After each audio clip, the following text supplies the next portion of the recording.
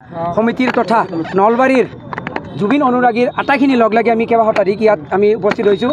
আমাৰ দাবী অসম চৰকাৰলৈ আমাৰ বিশ্বাস আছে অসমৰ সন্মানীয় মুখ্যমন্ত্ৰী ডক্টৰ হিমন্ত বিশ্ব শৰ্মা তেখেতে ভুল সিদ্ধান্ত নলয়। আমাৰ বিশ্বাস তেখেতে জুবিন গাৰ্গক ন্যায় দিব আৰু এই ন্যায় দিব তেতিয়া হ'ব শ্যামকানু মহন্ত। তেওঁতো আৰু ফেষ্টিভেল তেওঁক দালাল বুলি জানে, সংস্কৃত লাইনত তেওঁ দালাল। তেওঁ শ্যামকানু মহন্ত আৰু জুবিনৰ যিটো মেনেজাৰ সিদ্ধাৰ্থ শৰ্মা এই দুজনক বিশেষ কৰি এই দুজনক আমি বিচাৰোঁ তৎকালভাৱে তেওঁলোকক কৰায়ত্ব কৰি আৰু তেওঁলোকক দাবী কৰিছোঁ। আমি ফাঁচি কৰিছোঁ। ইতিমধ্যে আমি এজাহাৰ ৰেডি কৰিছোঁ। আমি আজি নলবাৰী সদৰ থানাত এই দুই কালপিছৰ বিৰুদ্ধে এজাহাৰ দাখিল কৰিম।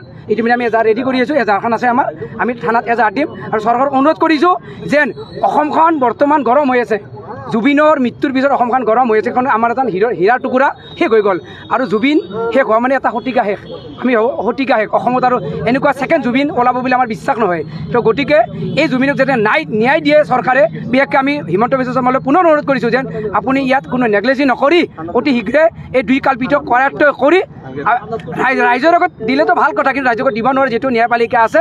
তো অতি শীঘ্ৰে তেওঁলোকক বিচাৰত আনি মৃত্যু কোনো কাৰণতে আমি স্বাভাৱিক মৃত্যু বুলি আমি নামানো আৰু গোটেই অসমবাসী ৰাইজে ইতিমধ্যে সকলোৱে গম পাইছে কথাখিনি, যদিও এতিয়ালৈ একো কথাটো মানে স্বীকৃতি হোৱা নাই যে এইটো মৃত্যুকাণ্ড হত্যাকাণ্ড।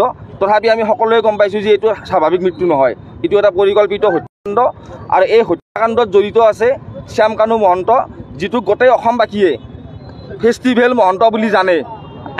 ফেষ্টিভেলৰ নামত অসমীয়াৰ আৱেগক বাহিৰত বিক্ৰী কৰি আমাৰ অসমবাসীৰ হিয়াৰ আমঠু অসমবাসীৰ পৰা এটুকুৰা হীৰা তেওঁ লৈ গৈ তেওঁ বাহিৰত পৰিকল্পিতভাৱে আমাৰ অসমৰ আৱেগক আমাৰ অসমীয়াৰ হিয়াৰ আমঠু জুবিন দাক হত্যা কৰিলে পৰিকল্পিতভাৱে।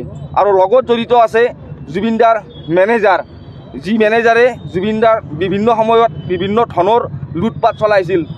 জুবিন দাতকৈ তেওঁৰ সম্পত্তিৰ পাহাৰ দুগুণ বৃদ্ধি কৰিছিল। নিজৰ জুবিন দাৰ বেনাৰত তেওঁ কাম কৰি জুবিন দাক সন্মুখত ৰাখি তেওঁ তলে যি টকা পইচাৰ লেনদেন, সেই লেনদেনবিলাক তেওঁ মানে সেই লেনদেনবিলাকৰ জৰিয়তে তেওঁ নিজৰ সম্পত্তিৰ পাহাৰ দুগুণ বৃদ্ধি কৰিছিল। গতিকে আমি সকলোৱে গম পাইছোঁ যে জুবিন দাৰ মেনেজাৰ আৰু এই দালাল মহন্ত শ্যামকানু মহন্ত এই দুগৰাকী আৰু জুবিন দাৰ যি বাদ্যযন্ত্ৰী আছে, যি বাদ্যযন্ত্ৰী শেখৰজ্যোতি গোস্বামী, এই তিনিজন ব্যক্তিয়ে পৰিকল্পিতভাৱে জুবিন দাক ছিংগাপুৰত হত্যালে আৰু এই হত্যা আমাক উচিত তদন্ত লাগিব।